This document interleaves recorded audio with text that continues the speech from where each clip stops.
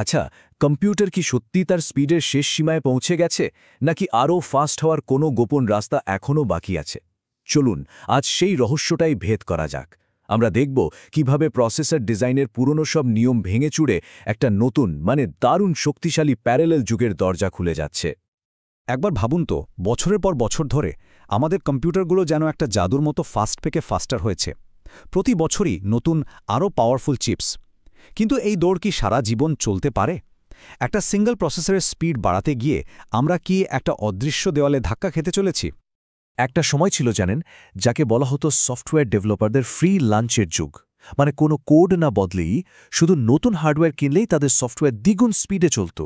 এই গ্রাফটা দেখুন, ১৯৮৬ থেকে ২০০৩ পর্যন্ত বছরে প্রায় ৫২% পারফরমেন্স বাড়ত, কিন্তু সেই সোনালি দিন আর নেই। দেখুন কিভাবে এই গ্রোথ একেবারে কমে গেছে, বছরে মাত্র ৩.৫%। সেই ফ্রি লাঞ্চ এখন শেষ, আমরা দেওয়ালে বেশ জোরেই ধাক্কা খেয়েছি। তাহলে এই দেওয়ালটা কিসের তৈরি? আসল সমস্যা হলো পাওয়ার আর হিট, শক্তি আর তাপ। ইঞ্জিনিয়াররা এখন একটা ছোট্ট চিপের মধ্যে বিলিয়নস অফ ট্রানজিস্টর বসিয়ে দিতে পারে, কিন্তু মুশকিলটা হলো সেগুলোকে একসাথে অন করলে চিপটা একটা গরম তাওয়ার মতো হয়ে যাবে, হয়তো গলেই যাবে। ফিজিক্সের নিয়মই আমাদের পথ আটকে দিয়েছে। একটা যুগের এখানেই সমাপ্তি। কিন্তু ইঞ্জিনিয়াররা তো হার মানার লোক নয়। এই দেওয়ালটা ভাঙার জন্য তারা একটা নতুন ব্লুপ্রিন্ট তৈরি করেছে। আজ আমরা সেই ব্লুপ্রিন্টেরই কয়েকটা দারুণ প্ল্যান দেখব। কিভাবে হাজার হাজার জনকে দিয়ে একসাথে একটা কাজ করানো যায়, কিভাবে ডেটাকে দিয়ে কম্পিউটেশন চালানো যায়, আর সবশেষে এই নতুন যুগের মানেটা আমাদের জন্য ঠিক কী। তো আমাদের প্রথম সলিউশনটা কি?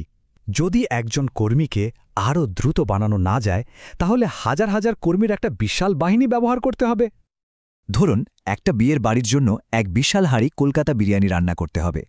একজন সুপারফাস্ট শেফ একা হয়তো ঘন্টার পর ঘন্টা ধরে পেঁয়াজ কাটবেন, কিন্তু তার বদলে যদি ১০০ জন শেফকে একসাথে বসিয়ে দেওয়া হয় আর তারা একদম পারফেক্ট তালে পেঁয়াজ কাটতে শুরু করে, কাজটা তো কয়েক মিনিটেই শেষ হয়ে যাবে।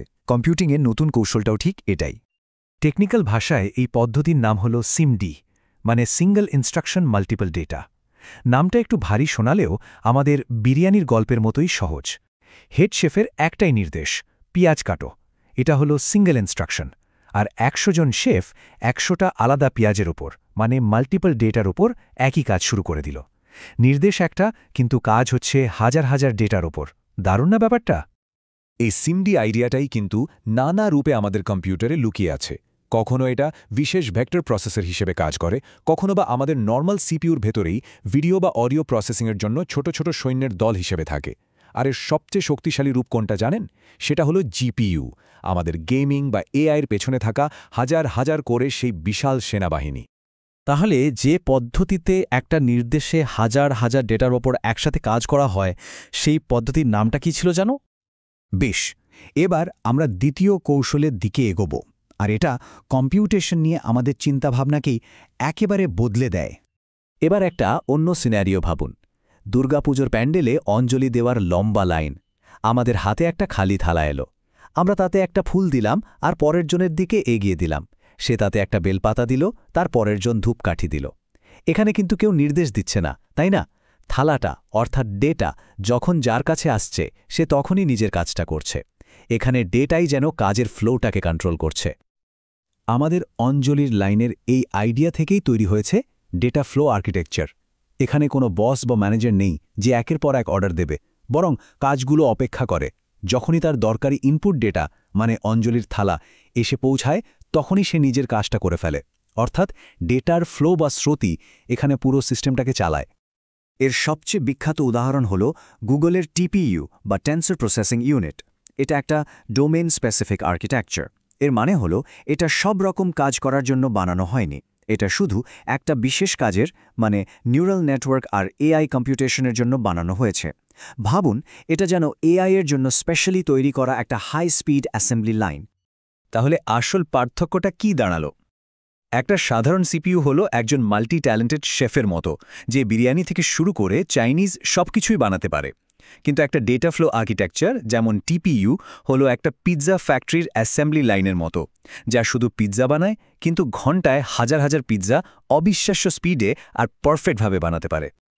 তাহলে বলুন তো, কোন আর্কিটেকচারে ডেটাই হলো আসল বস, যা নিজেই কাজের স্রোতটাকে কন্ট্রোল করে?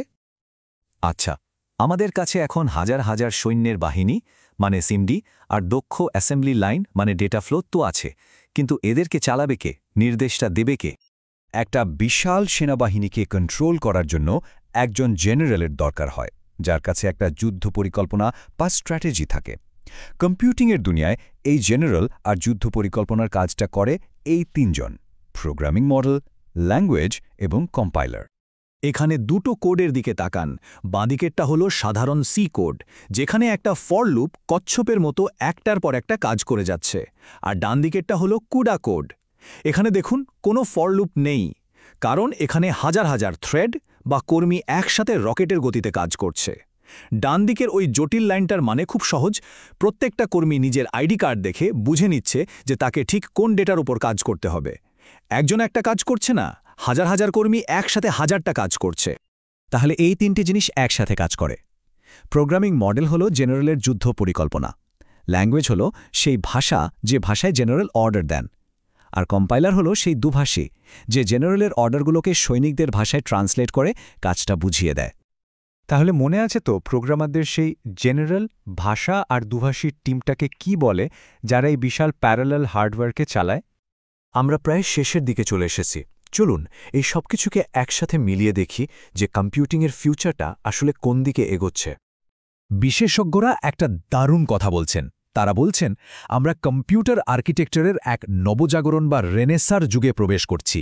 কেন? কারণ স্পিড বাড়ানোর সহজ সোজা রাস্তাটা বন্ধ হয়ে গেছে। এখন নতুন ক্রিয়েটিভ পথ আবিষ্কার করার সময় এসে গেছে। কম্পিউটার সায়েন্সের ছাত্রছাত্রীদের জন্য এই কথাটার মানে কি?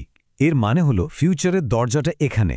আজকের সবচেয়ে এক্সাইটিং ফিল্ডগুলো AI, cloud computing, big data, এমনকি আমাদের প্রিয় ভিডিও গেম, সবকিছুর পেছনেই আছে এই প্যারালাল কম্পিউটিং। এই জ্ঞানটা এখন আর একটা অপশন নয়, এটা কেরিয়ারের জন্য অ্যাবসলিউটলি মাস্ট। তাহলে সহজে পারফরম্যান্স বাড়ানোর যুগের শেষ মানে কিন্তু কম্পিউটিংয়ের শেষ নয়, বরং এটা কম্পিউটার আর্কিটেকচারের সবচেয়ে ক্রিয়েটিভ আর এক্সাইটিং এক নতুন অধ্যায়ের শুরু। এই দেওয়ালটা আসলে কোনো বাধা নয়, এটা একটা বিশাল সুযোগ।